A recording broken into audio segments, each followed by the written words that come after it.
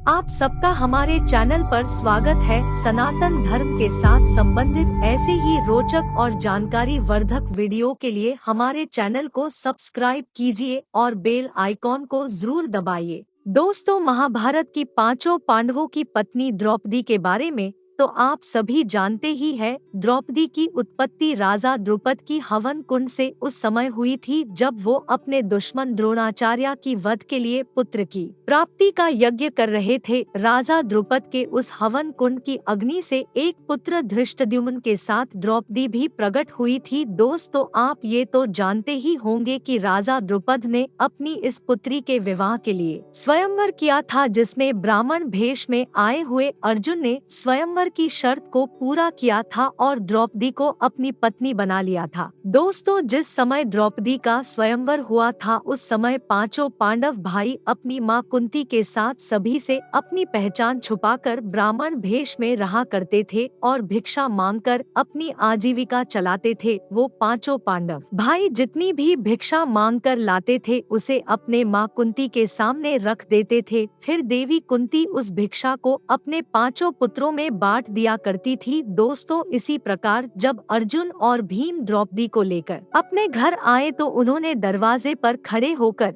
अपनी मां कुंती से कहा कि देखो मां, आज हम यह भिक्षा लेकर आए हैं। परंतु घर का काम करती हुई मां कुंती ने उनकी ओर न देखते हुए ही यह कह दिया कि पांचों भाई उसका उपभोग कर लो। दोस्तों, की जैसा कि आप जानते ही हैं कि कुंती और पांचों पांडव भाई बड़े ही सत्यवादी थे। अपने माँ के द्वारा बोली गई हर बात का आदेश की तरह पालन करना अपना धर्म समझते थे। इस कारण अपने माँ के मुंह से निकले हुए शब्दों के कारण पांचों भाई चिंतित हो गए। देवी कुंती ने भी जब द्रौपदी को देखा वह भी बड़ी विचलित हो गई। उसने यह क्या बोल दिया? तब देवी कुंती ने अपने पुत्र धर्मराज से कहा कि कोई ऐसा रास्ता निकालो कि जिससे द्रौपदी का भी कोई अनर्थ ना हो और मेरे द्वारा कही बात का भी मान रह जाए। जब किसी से भी इसका कोई हल नहीं निकला तो राजा द्रुपद भी इस बात से काफी दुखी हो गए। फिर उन्होंने अपनी सभा में बैठे भगवान श्री कृष्ण और महर्षि व्यास से कहा कि धर्म के विपरीत किसी स्त्री के 5 पति की बात सोची भी नहीं जा सकती है।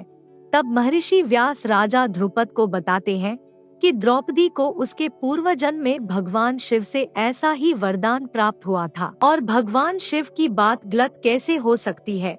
एक समय की बात है कि द्रौपदी पिछले जन्म में बहुत सुंदर युवती थी। सर्वगुण संपन्न होने के कारण उसे कोई योग्य वर नहीं मिल रहा था, इसीलिए उन्होंने भगवान शिव की प्रार्थना की। तब भगवान शिव प्रकट हुए और द्रौपदी से मन चाहा वर मांगने को कहा। तब द्रौपदी ने सोचा कि एक वरदान से उसकी समीक्षा पूरी नहीं होगी, इसलिए उसने घुमा फिरा कर भगवान शिव से वर मांगा। द्रौपदी ने भगवान शिव से कहा, ये प्रभु, मेरा विवाह किसी ऐसे व्यक्ति से हो जो धर्म का सबसे बड़ा ज्ञाता हो और सबसे अधिक बलवान हो, जो किसी विद्या में कौशल हो और जिसे नक्षत्रों का ज्ञान हो और जो सबसे अधिक सुंदर हो। द्रौपदी ने चालाकी दिखाते हुए ये 5 वरदान एक साथ में मांग लिए। हालांकि भगवान शिव द्रौपदी के मन की बात समझ गए थे और पहले ही मन चाहा वरदान देने की बात कह चुके थे, इसलिए भगवान शिव ने द्रौपदी से कहा कि तुम्हारी चालाकी को भली भांति समझ चुका हूँ, इसलिए तुम्हें अगले जन्म में एक नहीं 5 पति मिलेंगे। ये सुनकर द्रौपदी चिंतित हो जाती है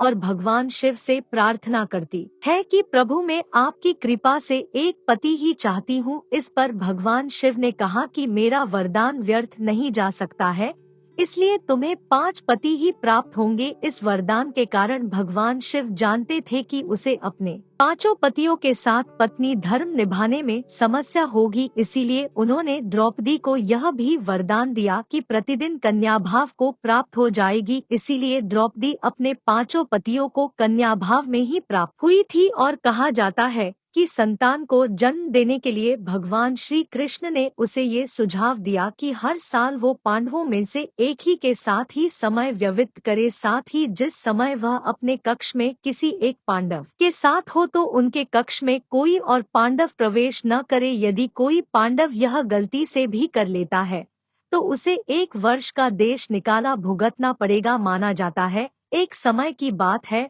जब द्रौपदी युधिष्ठिर के साथ अपने कक्ष में बैठी हुई थी और अर्जुन उस कक्ष में अपना धनुष भूल गए थे। जब अर्जुन उस कक्ष में अपना धनुष लेने गए तो भूलवश या अनजाने में उस नियम को तोड़ दिया था। फिर उन्हें 1 साल तक जंगल में रहकर ब्रह्मचर्य का पालन करना पड़ा था। तो दोस्तों, कमेंट करके जरूर बताना कि इस वीडियो को देखने से पहले महाभारत की इस जानकारी के बारे में आपको पता था क्या।